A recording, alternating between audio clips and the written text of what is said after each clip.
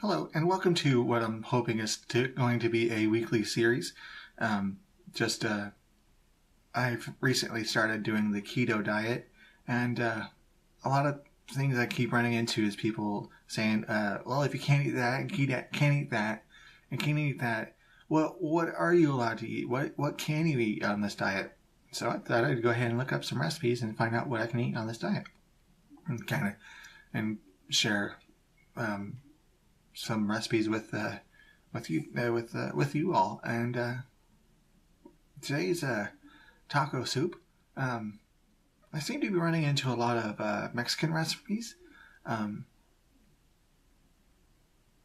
Mexican food recipes, excuse me. And I don't know if that's saying something about the keto diet, Mexican food, or me just looking up recipes. Maybe I was just in the mood for Mexican food when I was looking up these ketogenic diet recipes. But which is kind of strange, because if you think about Mexican food, a lot of times you think about corn and rice and tortillas and those. Yeah, no. But trying to focus more on what you can eat on these recipe videos. So let's go ahead and get started.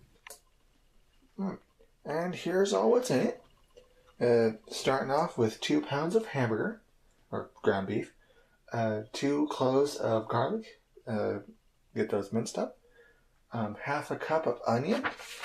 Working with some leftover onion, that's why it's cut in half like that.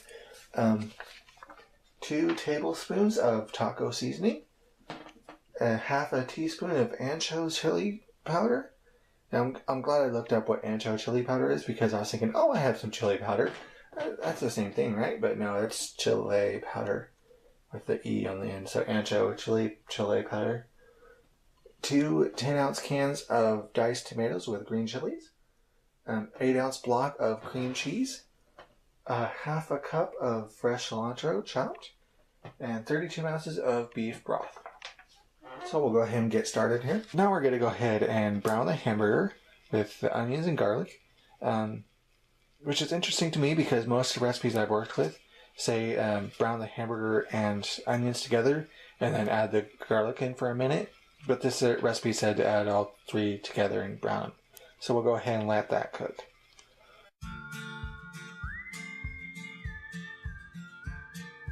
I'll go ahead and add in the cream cheese,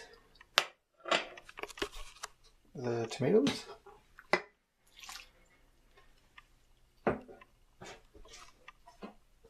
the cilantro,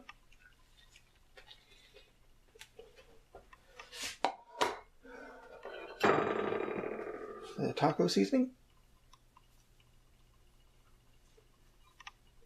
Yeah, there's no particular order to doing this,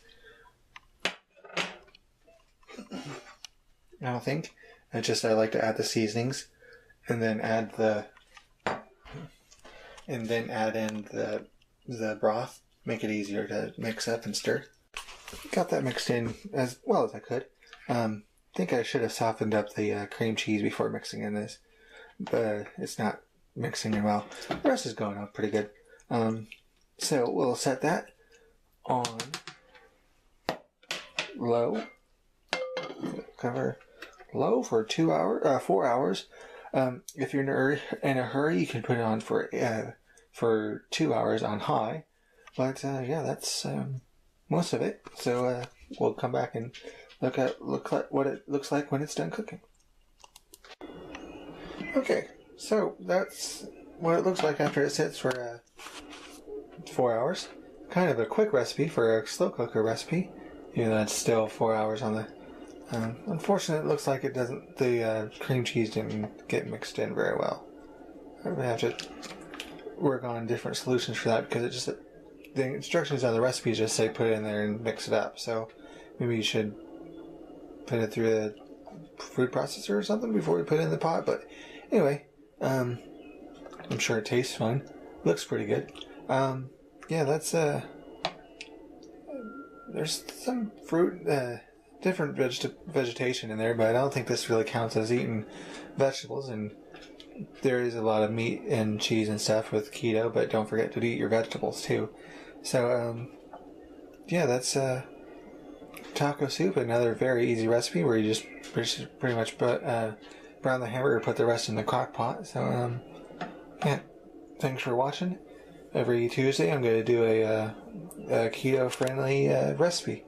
And I'm going to have to cut off here. My battery's dying. So have a nice day.